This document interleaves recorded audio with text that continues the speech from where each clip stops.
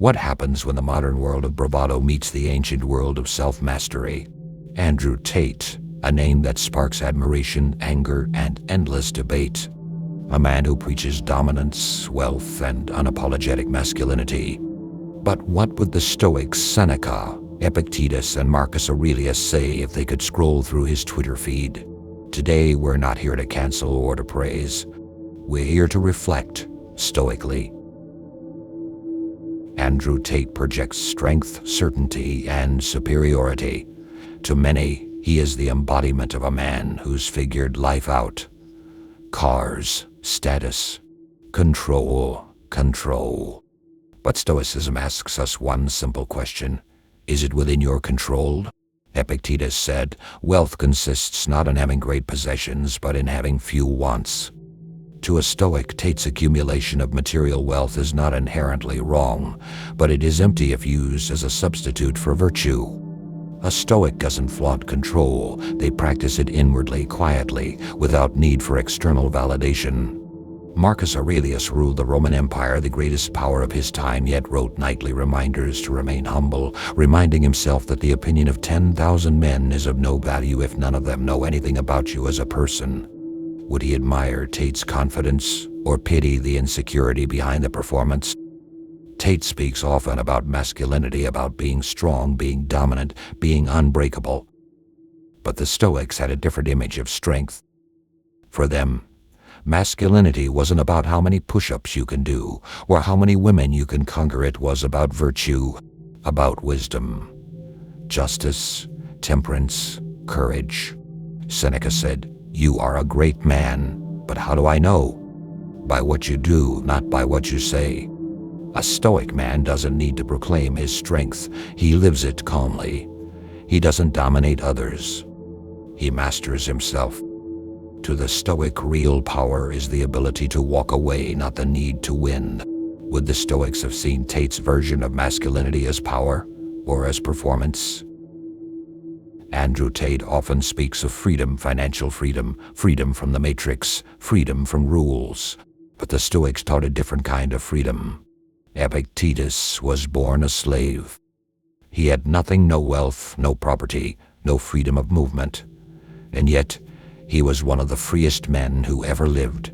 Why? Because no one could touch his mind. He wrote, "No man is free who is not master of himself."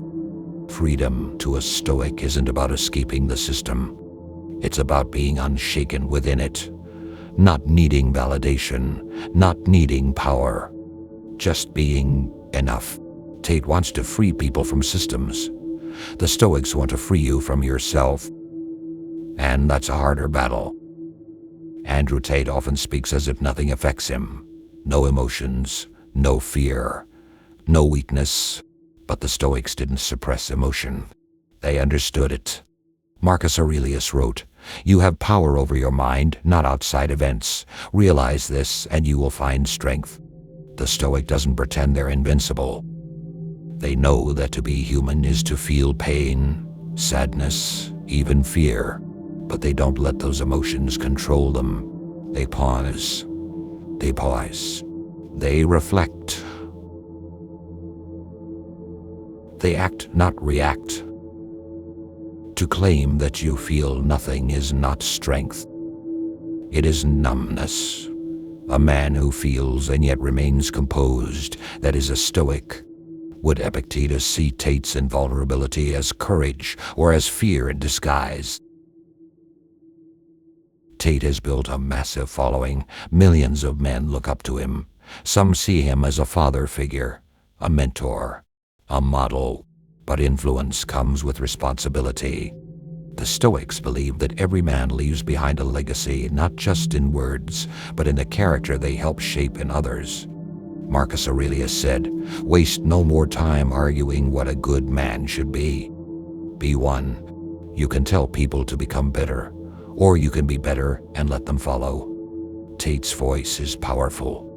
But is it teaching men to become strong through silence, reflection, discipline, or through pride, conflict, and noise? The Stoics would ask, does your influence serve the ego or serve the soul? In Stoicism, Status is one of the most dangerous illusions. To seek praise, to need recognition, to fear being irrelevant, these are all signs that you are ruled by others, not by yourself. Andrew Tate speaks to young men's desires, status, validation, revenge on a world that ignored them. But the Stoics would whisper, that path leads only to more desire. Seneca wrote, "It is not the man who has too little, but the man who craves more, that is poor." True Stoic success is silent. It doesn't shout, it simply is. What would a Stoic say to Andrew Tate? Not with anger, not with envy, not with mockery, but with calm, piercing clarity. They might say, "Andrew, your power is undeniable. Your discipline is real, but you must ask yourself, who are you when the cameras are off? Who are you when there is no crowd to applaud? Are you free, or are you still a slave to the image you've built? Master not just the world, but yourself, and you will know true peace." We live in a loud world, a world of extremes, but the Stoics remind us that wisdom is found in the quiet center. Reacting to Andrew Tate through the eyes of a Stoic isn't about tearing down, it's about seeing clearly. It's about asking, does this lead me closer to virtue, or away from it? And perhaps that is the only question that ever mattered.